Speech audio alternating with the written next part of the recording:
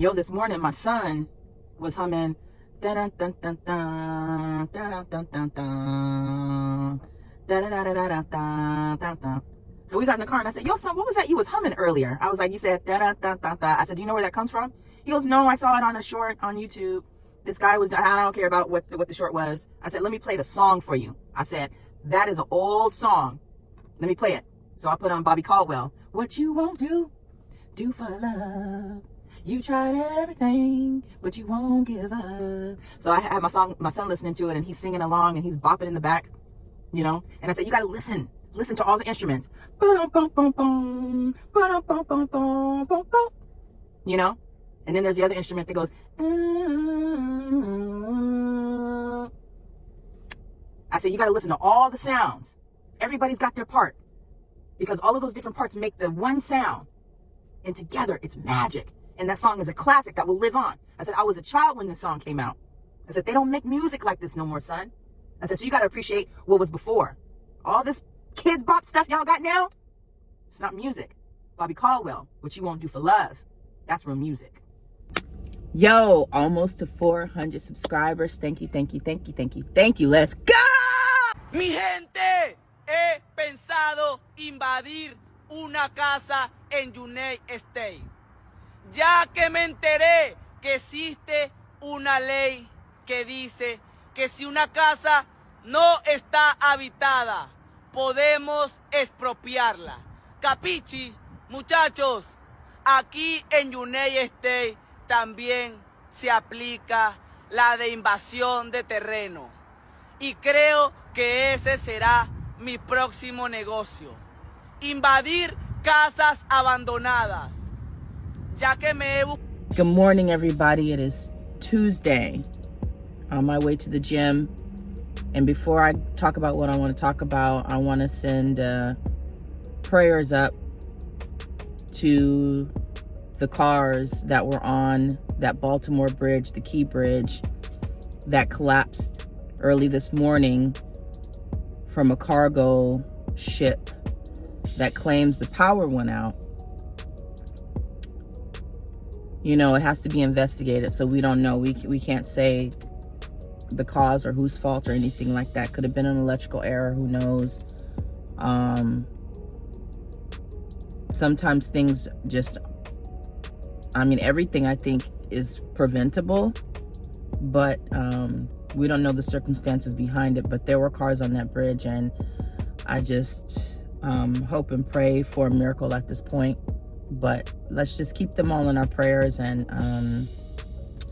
send well wishes out to those people on that bridge. That's one of my biggest fears, honestly, when I'm crossing a bridge, is that nothing happens, that there's no earthquake, that I don't crash, go overboard, any of that. That is one of my biggest fears. So I can only imagine the thoughts and the fear that came about those people as they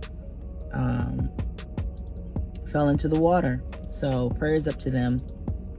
I'm on my way to the gym, and before I go to the gym, I usually park, load up on caffeine so that I have the energy to actually do what I got to do at the gym, because I do not have that natural high. I do not have that natural go get 'em about it. I gotta, you know what I'm saying? Listen, I'm not trying to sponsor nobody, but I gotta get pumped. I need some caffeine in my blood. You know what I'm saying? I'm an old lady, so you know I need caffeine in my blood. I met a 93-year-old here at the gym last week, and I was like, oh my God, you look amazing for your age. Like, no cap, I literally thought this lady was at least 65. She was 93. Black woman. Listen, the sun, melanin. Our melanin protects us. But she said the thing that keeps her going and why she's still here. I was like, how are you still here, ma'am? I know it's kind of rude, right? But she understood. She understood where I was coming from. And she said, well, she goes, I exercise every day. She said, I've just always exercised. That's one thing I've never stopped doing, is exercising. I said, bet. I mean, I'm 45. I'm thinking by the time I'm 55, I'm not going to be thinking about going to the gym. 65, 75, if I make it, God willing. I just know how I feel right now. If I feel like this right now, and you double that, yo, I can only hope to live that long. And I also have to turn in some books. at the library before I go into the libraries across the street from the gym. My son, he could read this whole book in like an hour, you know? So I have 2 of those back there I gotta return. And I got to thinking, well, damn, if my son could read this in an hour, maybe Cat Williams ain't capping about them 3,000 books in a year. Let's see, if my son reads 3 of those in a day, 3 times 365. Nah, Cat Williams is capping. Cat Williams capping. He full of shit. He ain't read no 3,000 books in a year. You know what I realized though, when it comes to like Cat Williams and all of the things that he said, a person can, you know, as long as a person sounds like they know what they're talking about and sounds like they got some education behind them, you'll believe anything they say. You know, if a person uses the right grammar and the right diction to their voice, we don't question anything that a person is saying. I remember the person I helped create my son with, he was kind of a nerd, vocabulary out of this world. He would use words I have to get on my damn phone and Google it, because I'm like, what did this just say to me? One day he was like, well, I didn't like your tone with me before. It was just a little too terse. I said, terse? Who uses, what is that? I go to look up the word terse. It means harsh. I said, damn, maybe I was a little harsh on him, brother. He used the word terse on me.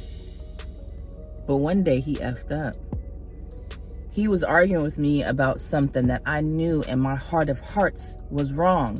But because he normally sounds like he knows what he's talking about, he has the right pitch, the right he's compelling because he sounds like he knows what he's talking about. You can't be fooled by that.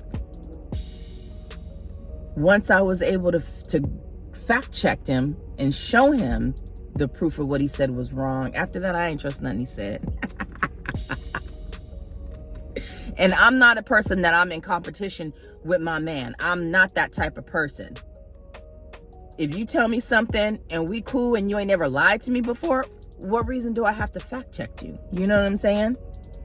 But when it came to this one particular thing that I knew for a fact was wrong, it was like, aha, I got you. You know? But yeah, you can't believe everything everybody say just because they sound like they're telling the truth or because they smart. F that.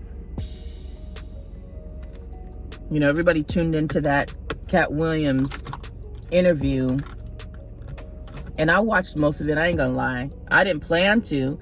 Honestly, probably 50 minutes in, I was like, I haven't laughed one time yet.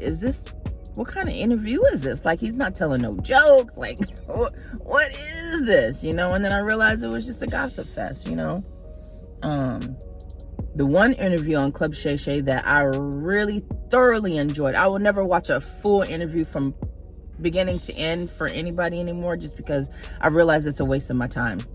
But the one interview that I did watch from beginning to end, now I just watch the clips, was Country Wayne. That by far to me is the best interview on Club Shay Shay so far. If you guys have not watched Country Wayne dropped gems.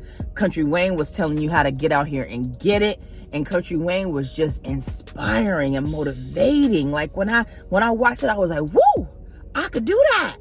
You know, like I'm not about to be doing no clips every day and doing that, but just his process for how he keeps the machine going was inspiring. And the fact that he's putting so many other people on and bringing people in, that's how you win the game. You cannot win this game alone. Everybody wants to do it by themselves so they can say, I got it out the mud. So they can say, I did this myself. You ain't helped me.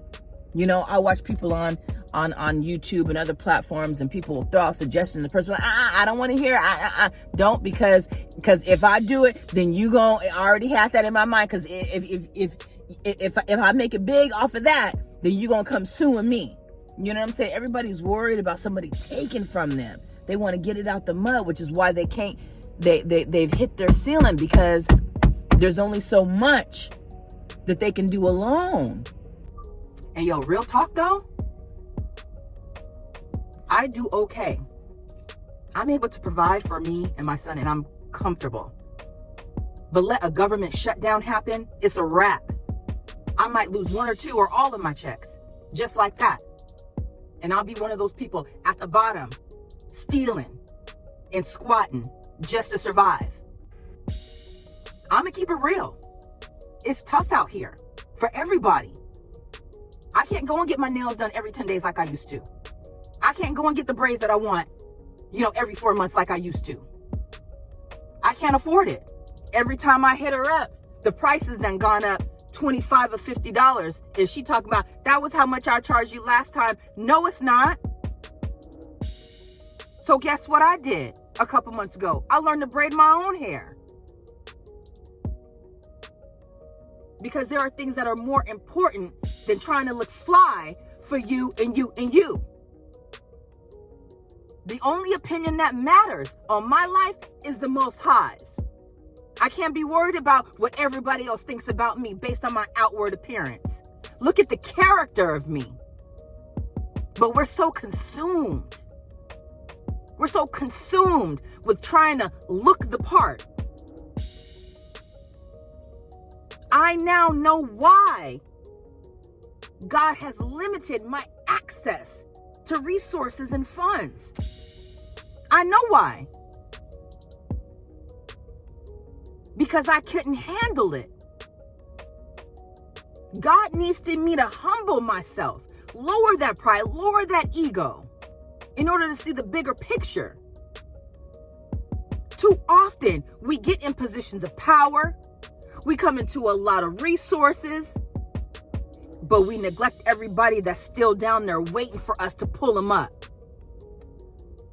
You get to the top, like a lot of these politicians and lawmakers and people in law enforcement and in the military. You get the status, this rank, this money, and then you forget about everybody at the bottom. Crabs in a barrel don't just stand for the people at the bottom of the barrel trying to get to the top. It's for the people at the top looking down at the ones at the bottom, scrambling to get to the top instead of lending a hand saying, yo, I got this. Let me pull you up.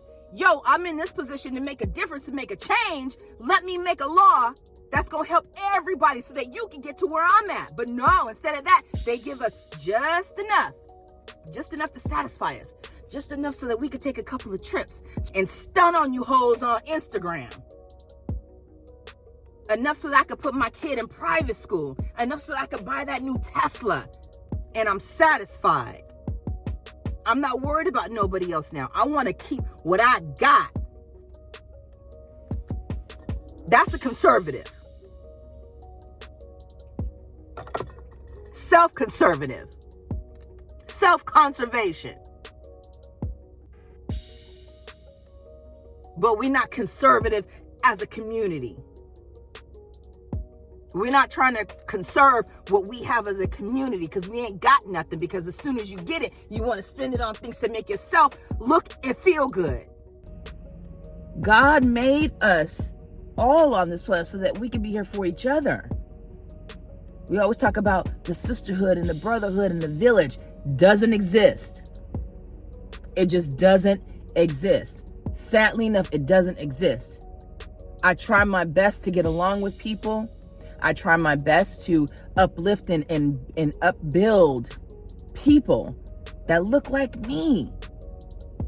But as soon as I ask a clarifying question, as soon as I give my opinion on something that doesn't align with their perspective or their point of view, all of a sudden, I start getting treated differently. Now, mind you, I grew up partially in the military, and in the branch of service that I joined, we were trained to watch out for details, attention to detail. So any little change in character, any little change in the way you address me, any little change in, how you interact with me, I pick up on it, whether it's positive or negative.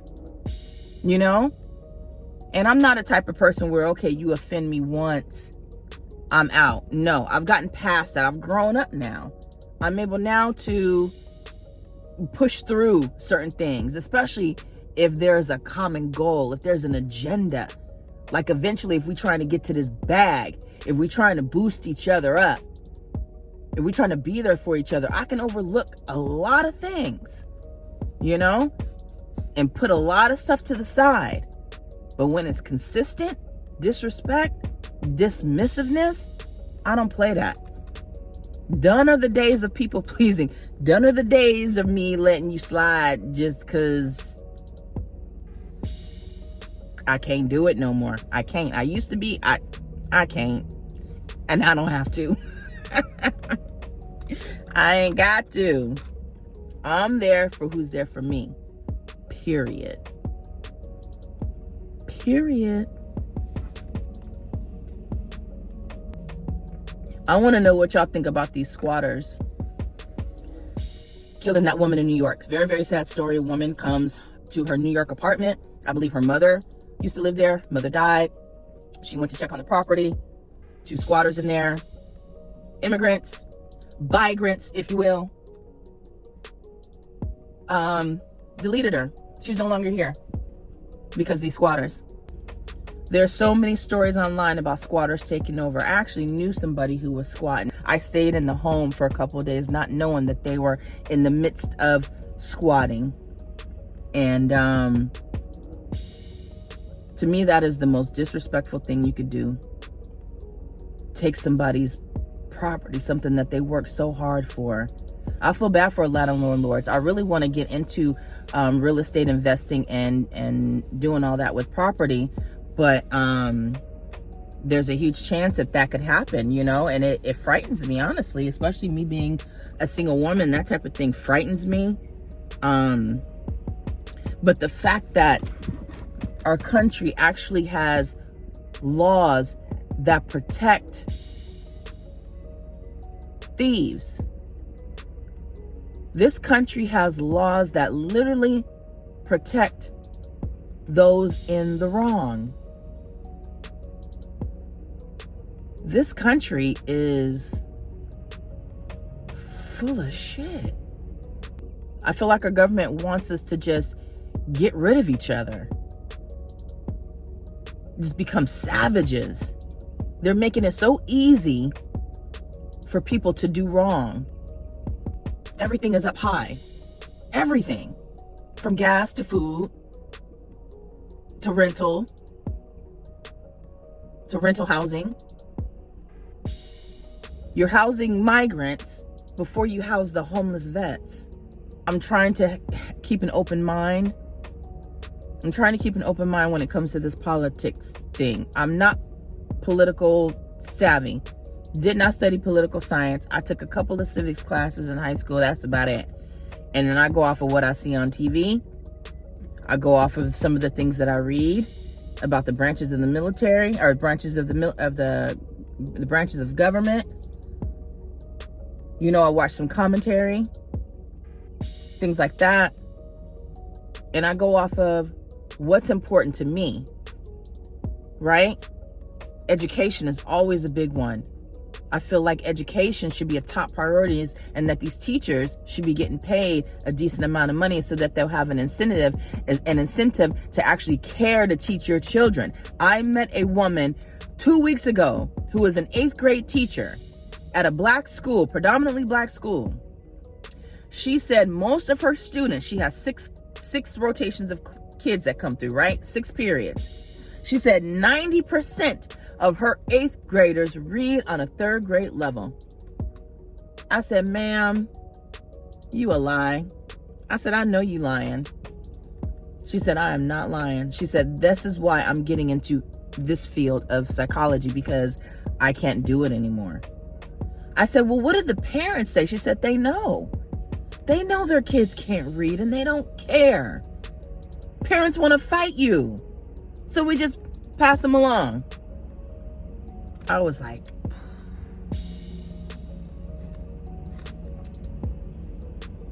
education has to be a top priority. But before that, honestly, it's the migrant situation. That has become my top #1 priority. If you are okay with all of our borders being open and these people coming in to replace us, the citizens, and they are getting treated better than its own citizens, I have a problem with that. My number one priority now has become the migrant issue. I'm voting for the person that's going to fix all of that. Duh. I'm not going with the person that signed the 94 crime bill and still won't admit it to this day or apologize to this day. I'm not going for the person that has signed laws and bills and acts for LGBTQ community, abortion rights, and for migrants to have rights and Asians to have rights over people that look like me. Not gonna do it. I'm not gonna do it.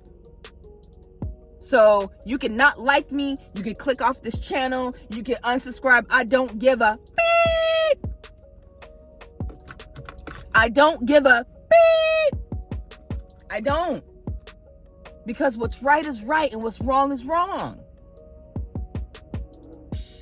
And until we can get a decent Democrat that's going to run against Biden that says he's going to deal with immigration issues and he's going to deport all of the people that don't belong in here, that's getting all of the rights, all of the funding, all of that. Do you know in New York, they have, in New York right now, they have money set aside in their Board of Education in New York right now has millions set aside to help migrant children integrate into the United States public school system. Did you know that?